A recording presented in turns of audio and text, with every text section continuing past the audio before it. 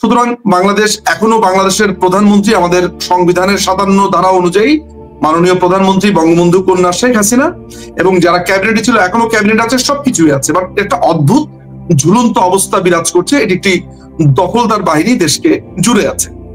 আপনি পরিকল্পনার কথা বলছেন, আমি মনে করি না যে এখানে পরিকল্পনার কিছু আছে।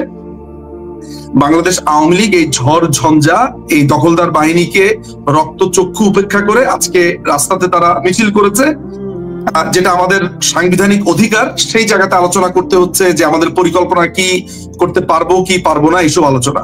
ফলে আমি যে কথাটা বলতে পারছি সেটা হচ্ছে যে এই অবৈধ দখলদার যেই যাদেরকে আপনারা সরকার নামে অভিহিত করছেন, এরা কোনোভাবে অপারেট করতে পারবে কিনা, তাদের উচিত কিনা, সেটা নিয়ে আসলে আলোচনা হওয়া উচিত। আমাদের এই মিছিল কত বড় বা কত লম্বা বা কি আসলে বিষয়, সেগুলো নিয়ে আমি আপনাকে একটা কথা পরিষ্কার করে বলে দিতে পারি আজকে, সেটা হচ্ছে যে সেনাবাহিনীর ভিতরে একটা তীব্র অসন্তোষ আছে।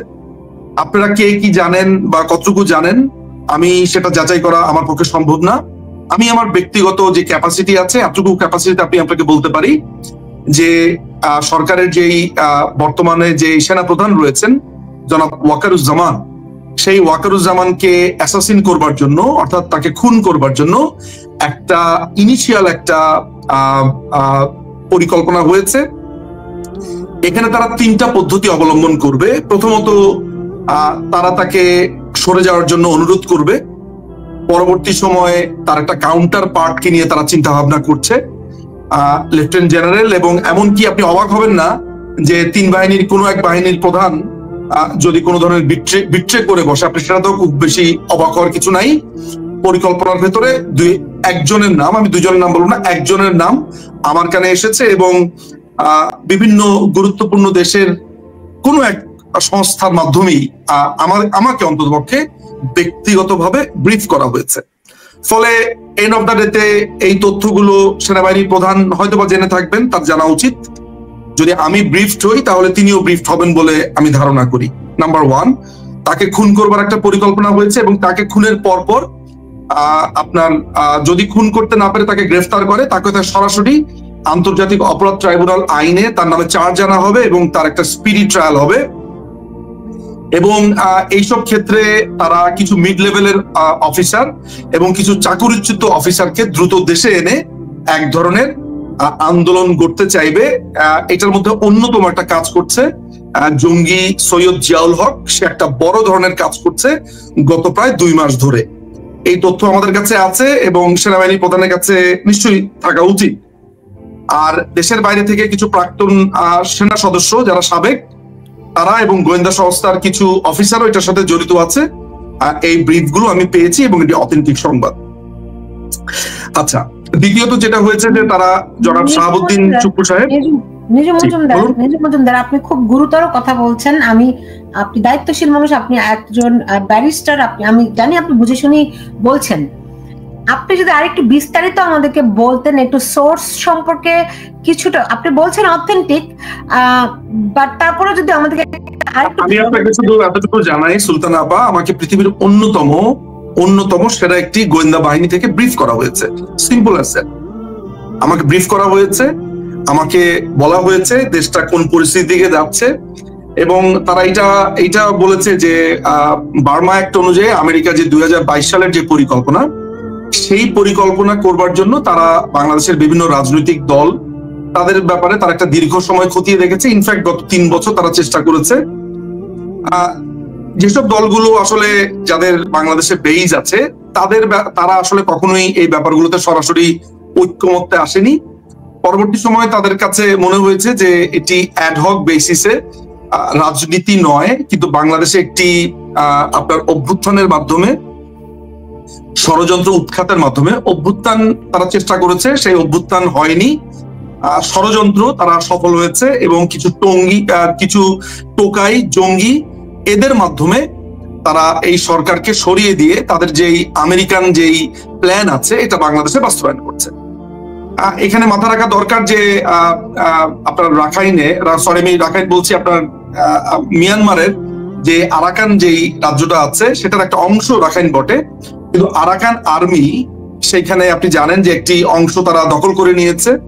এবং এদেরকে আপনার ফুয়েল করবার যেই রাস্তাটা, সেটা বাংলাদেশের একটি অঞ্চলকে আমেরিকা বেছে নিয়েছে। আমেরিকার অসংখ্য অফিসার এখন বাংলাদেশে আছে। খুব শীঘ্রই সময়ের ভেতরে বাংলাদেশের চিটাগং বন্দর দিয়ে অস্ত্র আসবে, এবং এক ধরনের আমি বলবো যে অস্ত্র আসবে, ইকুইপমেন্টস আসবে, গোলাবারুদ আসবে, এবং এই ধরনের আলোচনা অলরেডি সমাপ্ত হয়েছে। আমেরিকা চায় এই অঞ্চলটাতে শক্তিশালীকরণ এবং বিশেষ করে এখানে একটা নিজস্ব রাজ্য প্রতিষ্ঠা করা, যেটার প্রতিষ্ঠায় তারা থাকবে। চায়না অলরেডি নড়েচড়ে বসেছে, জান্তা বাহিনী অলরেডি নড়েচড়ে বসেছে, এবং চায়না জান্তা বাহিনীর মধ্যে মিটিংও হয়েছে, এবং বাংলাদেশকে একটি যুদ্ধের দিকে ইউনূস নিয়ে যাচ্ছে। ইউনূসকে এনেছে বাংলাদেশকে বিক্রি করবার উদ্দেশ্যে, এবং তার একটা স্পেশাল ব্যক্তিকে বাংলাদেশে নিয়ে এসেছে। এর নাম হচ্ছে খলিলুর রহমান। আপনারা জেনে থাকবেন খলিলুর রহমান বাংলাদেশে একজন সচিব ছিলেন। 2001-এর পরবর্তী সময় নানান ধরনের স্ক্যান্ডালে এবং একটি খুনের দায়েও সে জড়িত। তাকে বাংলাদেশ ছাড়তে হয়, তাকে আমেরিকা বেছে এনেছে এবং মনে করেছে এই লোকটি তাদের জন্য সবচেয়ে শ্রেষ্ঠ ব্যক্তি। এবং আমি আবারও আপনাদেরকে পরিষ্কারভাবে বলছি, আমি এর আগেও 2 বছর আগে আমি একটি ভিডিও দিয়েছি, আপনি নিশ্চয়ই দেখে থাকবেন বা জেনে থাকবেন। সেখানে আমি পরিষ্কার করে ভবিষ্যৎবাণী করেছিলাম যে হোসেন জিল্লুর রহমান কিংবা ইউনূস দুইজনের একজনকে দিয়ে বাংলাদেশে একটি সরকার গঠন করা হবে, এবং বাংলাদেশে ইকোনমিক ক্রাইসিস এবং একটি মব কালচারের মধ্য দিয়ে সরকারকে উৎখাতের একটি পরিকল্পনা করা হচ্ছে। এটি আমি 2023 সালের 13ই অগস্ট একটি ভিডিওর মাধ্যমে বলেছি, যেটা সত্যিতে পরিণত হয়েছে। এবং আমি ফাইনাল ওয়ার্নিং দিয়েছিলাম 2024 সালের 17ই জানুয়ারি, সেটিও বলেছি। এবং বাংলাদেশের গোয়েন্দা সংস্থাকে আমি পরিপূর্ণ রিপোর্ট দিয়েছিলাম যে হোয়াটস গোয়িং অন। কতটুকু ব্যবস্থা নেওয়া হয়েছিল কি হয়নি আমি সেটা বলতে পারবো না, বাট আমার ওই বক্তব্যগুলোর এভিডেন্স আছে, প্রমাণ আছে, আমার ইমেইল আছে, ভিডিও আছে, সুতরাং আমাকে বিশ্বাস করা যায় বলে আমার ধারণা। এবং এখন আমি যে কথাটা বলছি যে ওয়াকারুজ্জামানকে হত্যার পরিকল্পনা করা হচ্ছে, ওয়াকারকে সেটা ওয়াকারের ব্যাটম্যান দিয়ে হতে পারে, তার ড্রাইভার দিয়ে হতে পারে, তার কাছের মানুষ দিয়ে হতে পারে, কোনো একজন 3 বাহিনীর সে ছাড়া বাকি একজন বাহিনীর একজন প্রধানকে দিয়ে হতে পারে, কোনো একজন কাছের লেফটেন্যান্ট জেনারেল দিয়ে হতে পারে, এবং এই ধরনের সম্ভাবনার ছক আঁকছে। আজকে একটা ছোট্ট নিদর্শন আমরা দেখতে পেয়েছি, সেটা হচ্ছে জাহাঙ্গীর গেটের সামনে অবসরপ্রাপ্ত বা যাদেরকে চাকরিচ্যুত করা হয়েছে সেসব আপনার সৈনিক এবং অফিসাররা এখানে জড়ো হয়েছে। এটা একটা ইঙ্গিত মাত্র। এটিকে কমপ্লিটলি ফুয়েল করছে একজন জঙ্গি, তার নাম হচ্ছে সৈয়দ জিয়াউল হক। সো এখানে ডিজিএফআই এর কোনো কর্মকর্তা জড়িত থাকতে পারে বলে আমাদের কাছে বা আমার কাছে বলা হয়েছে। আমার কাছে সরাসরি না বলা হলেও আমাকে কয়েকটা নাম দেওয়া হয়েছে, বলেছে তাদের ব্যাপারে তথ্য যদি আমি জানি তাহলে এই তথ্যগুলো মানুষের সামনে আনার জন্য। So I am working on ইট। আমি আপনাকে একটা কথা স্পষ্ট বলে নেই, এই সরকারকে উৎখাত করবার জন্য আমি আমার সর্বোচ্চ চেষ্টা করছি, এবং আমাদের লক্ষ্য হচ্ছে, অ্যাটলিস্ট আমার লক্ষ্য হচ্ছে এই সরকারকে যে কোনো মূল্যে যে কোনো ভাবে উৎখাত করা। এই হচ্ছে ঘটনা। বুঝতে পেরেছি। এই অবস্থায় আজকে যে আওয়ামী লীগ পথে বের হলো সেটির ব্যাপারে যদি বলেন যে কোন ছকে কোন পরিকল্পনায় তারা অগ্রসর হচ্ছে। এটাকে আমি কোনো পরিকল্পনার অংশ হিসেবে মনে করি না। আমাদের পরিকল্পনা আপনি খুব শীঘ্রই দেখতে পাবেন। এগুলো হচ্ছে তবলার টুকটাক নিয়ে আমি আলোচনা করতে চাই না। তবলার টুকটাক আপনি বলছেন। আজকে আমি এরকম একটা বক্তব্য সোশ্যাল মিডিয়াতে ঘুরতে দেখেছি যে আওয়ামী লীগ ফাইনাল খেলে, আওয়ামী লীগ এই এরকম আপনি যেটি বলছেন তবলার টুকটাক আপনি এখন দেখছেন, আপনি এখন যাদেরকে দেখছেন তাদেরকে আপনি আওয়ামী লীগ কর্মী কেন বলছেন আমি জানি না। তারা বাংলাদেশের সাধারণ দেশপ্রেমিক নাগরিক হতে পারে, আওয়ামী লীগকে সমর্থন করতে পারে, এমন হতে পারে। সুতরাং আপনি নিশ্চিতভাবে আপনি বলতে পারেন না যে আওয়ামী লীগের কর্মী বা নেতা। আমি মনে করি সারা বাংলাদেশের আপামর জনসাধারণ এবং আওয়ামী লীগের নেতা কর্মী বোধ এখানে এসেছে। ফলে আজকে যেই আন্দোলন দেখেছেন এটি জনগণ স্বতঃস্ফূর্ত হয়ে মাঠে নেমেছেন। আমাদের বাংলাদেশ আওয়ামী লীগের যে পরিকল্পনা স্পষ্ট, সেটা হচ্ছে যে মুক্তিযুদ্ধকে ফিরিয়ে আনা, মুক্তিযোদ্ধাদের সম্মান ফিরিয়ে আনা, জাতির জনক এবং বাংলাদেশ যে চেতনার উপরে যে সংবিধানের উপরে দাঁড়িয়ে আছে সেটাকে ফিরিয়ে আনা, এবং এইটার জন্য আমাদের যা যা করণীয় দরকার আমরা তা করব। আজকে আপনি যে মিটিং মিছিল যা দেখেছেন এটি সাধারণ জনতা স্বতঃস্ফূর্ত হয়ে পড়েছে। খুব স্পষ্ট নির্দেশনা আছে যে আমাদের যে মাননীয় সংসদ সদস্য যারা আছেন তাদের কনস্টিটিউয়েন্সিতে যারা এই ধরনের মামলা হামলা শিকার হয়েছেন, জেলে আছেন, তারা যাতে টেক কেয়ার করেন তার কর্মীদেরকে, এছাড়াও সেখানকার যারা নেতৃত্বস্থানীয় ব্যক্তিরা আছে তাদের কাছে নির্দেশনা রয়েছে। আমার জানা মতে মাননীয় প্রধানমন্ত্রী যে মিটিং গুলো অ্যাটেন্ড করেন বিভিন্ন গ্রুপে, তারপরে বিভিন্ন জেলা ভিত্তিক জায়গাতে যান, তাছাড়া বিভিন্ন সময় সেসব মেসেজ গুলো পৌঁছানো হয়। বাংলাদেশের অনেক এমপি এগুলোতে কাজ করছেন, কোনো কোনো সময় হয়তো তাদেরকে রিচ আউট করতে পারেনি কেউ কেউ, কিন্তু আমার জানা মতে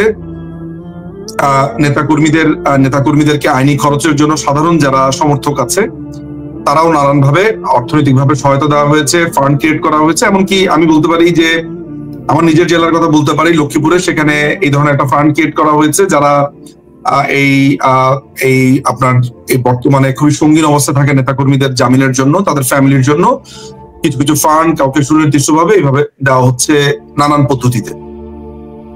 তবে আমার মনে হয় যে এইটার ব্যাপারে আরো হয়তোবা একটু টেক কেয়ার করা উচিত, বিশেষ করে মাননীয় সংসদ সদস্য যারা রয়েছেন ওই কনস্টিটিউয়েন্সিতে, তাদের ক্ষেত্রে সেখানে কিছু অভিযোগ আছে, অভিমান আছে। তো এগুলো নিয়ে অলরেডি আমরা কথাবার্তা বলছি, কাজ করছি এবং মাননীয় প্রধানমন্ত্রী ব্যাপারগুলো দেখছেন। তো আমার ধারণা যে এই সমস্যাগুলোর হয়তোবা কোনো ক্ষেত্রেই আসলে 100% সমাধান সম্ভব হয় না যে কোনো ব্যাপারেই, তবে আমার ধারণা 90-95% উপরে সমাধান হয়ে যাবে। Everybody is working on it. জি, এখন আমি একটু পুরনো প্রসঙ্গে ফিরতে চাই। আমি আপনাকে একটা সুলতান আপা, আমি আপনাকে এই প্রসঙ্গের সাথে সাথে আপনি দুটো প্রসঙ্গ অবতারণা করেছেন, আমার মনে হচ্ছে এখানে আমার 2 পয়সা যোগ করবার আছে। সেটা হচ্ছে যে আমাদের একজন চলচ্চিত্র অভিনেত্রী নুসরাত ফারিয়া কিছুদিন আগে, এখানে আপনার একটা জিনিস দেখার রয়েছে, সেটা হচ্ছে যে আমরা ফেসিজম বলে যে ব্যাপারগুলোকে বারবার বাংলাদেশ আওয়ামী লীগের উপরে চাপিয়ে দিতে চেয়েছি। আমি আপনাকে এর আগে অনেকগুলো টকশোতে পরিষ্কার করে বলেছি যে এই দুর্বৃত্তরা, এই খুনি, এই টোকাই, এই জঙ্গি, এই রাজাকারের বাচ্চারা, ওরা নিজেরা যা মনে মনে যে কল্পনাগুলো করে, অর্থাৎ তাদের যে চরিত্র, সেগুলো বরাবরই বাংলাদেশ আওয়ামী লীগের উপরে চাপিয়ে দিতে চেয়েছে। তারা এই আয়নাঘর বলে যে কাল্পনিক ঘটনাগুলোকে বর্ণনা করেছে, এই কাল্পনিক ঘটনা বলে যে টর্চারের বর্ণনা দিয়েছে, মূলত এইটা তাদের মনের মধ্যে বা তাদের মগজের মধ্যে থাকা এক ধরনের অবস্থান, যেইটা তারা করতে চায়। যেই কথাগুলো এতদিন আমাদের উপরে চাপে দেওয়া হয়েছে যে আমরা এইভাবে টর্চার করি, ওইভাবে টর্চার করি, এই জিনিসগুলো মূলত তারাই করতে চেয়েছে এবং তারা এটা করছে। বাংলাদেশের ইতিহাসে আপনি কোনোদিন দেখেছেন যে একজন চলচ্চিত্র অভিনেত্রী কোনো একটি নাম ভূমিকাতে বা কোনো একটি রোলে অভিনয় করবার জন্য তিনি মামলার আসামি হয়েছেন? আপনি কখনো দেখেছেন যে আমাদের চলচ্চিত্র বা বিনোদন জগতের যেসব অভিনেতা অভিনেত্রী আছে পাইকারি হারে তাদের বিরুদ্ধে এরকম মামলা হয়েছে? কোনোদিন শুনেছেন সুপ্রিম কোর্টের এত হাজার হাজার আইনজীবীর বিরুদ্ধে মামলা হয়েছে? আপনি আমার কথাই ধরুন না কেন, আমার স্পষ্ট অ্যালিবাই আছে, অর্থাৎ আমার অ্যালিবাই ডিফেন্স আছে। আমি জুন মাসের 17 তারিখ থেকে আজ অবধি বাংলাদেশের বাইরে, আমি সেই সময় আমার আম্মার চিকিৎসার জন্য, অর্থাৎ ক্যান্সার চিকিৎসার জন্য আমি চেন্নাইতে অবস্থান করলেও আমার বিরুদ্ধে 18টি খুনের মামলা হয়েছে, যার মধ্যে একাধিক মামলা রয়েছে, 2টি তো আমি জানি, আরো হয়তো রয়েছে গণহত্যা। আমি এও জানি যে আমার বিরুদ্ধে 18টি মামলা আমি শুধুমাত্র ডকুমেন্টস পেয়েছি। বিভিন্ন মানুষজন আমাকে বলেছে যে বাংলাদেশের বিভিন্ন অঞ্চলে তারা আমার নাম দেখেছে, অর্থাৎ আমার বিরুদ্ধে শতাধিক মামলা হওয়ার সম্ভাবনা আছে বলে আমি মনে করি। অথচ আমি সেই সময় বাংলাদেশেই ছিলাম না।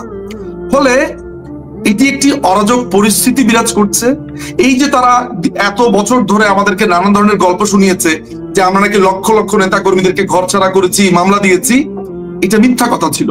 তারা এই কাজটা করতে চেয়েছে, অর্থাৎ doctor Jekyll and mister Hyde, আমরা একটা মানুষেরই 2টি চরিত্র দেখেছি। ওরা আসলে এতদিন একটা ভদ্র মানুষের বা একজন নির্যাতিত মানুষের মুখোশ পরে মিডিয়াকে বলেছে, মানুষকে বলেছে, ইন্টারন্যাশনাল মিডিয়াকে বলেছে মূলত এই মনস্টারটা তারা হতে চেয়েছে। এই হতে চাওয়ার যে কাল্পনিক অবস্থানটা, সেইটা এতদিন মানুষকে তারা ব্যাখ্যা করেছে। আমরা এখন যখন চারদিকে তাকিয়ে রয়েছি তখন আমরা দেখতে পাচ্ছি যে বাংলাদেশ আওয়ামী লীগের নাম উচ্চারণ করবে সামনে মামলা হয়েছে।